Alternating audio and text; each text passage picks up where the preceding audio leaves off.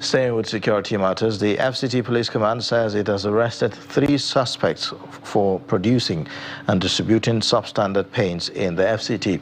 The suspects are Princewill Okechukwu, Moses Nwakanma, and Efe Itua.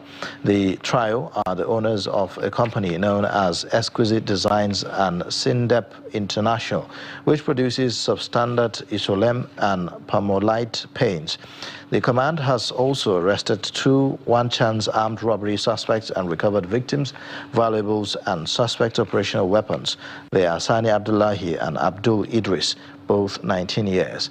A statement by the FCT Police Public Relations Officer, DSP Josephine Ade, described the arrest of the one-chance suspect as a huge achievement to the command, as the suspects have been on the wanted list of the command for their involvement in series of one-chance crimes in the FCT.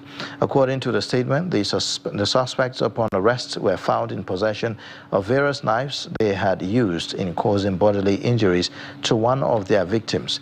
The victim and her valuables were rescued and recovered.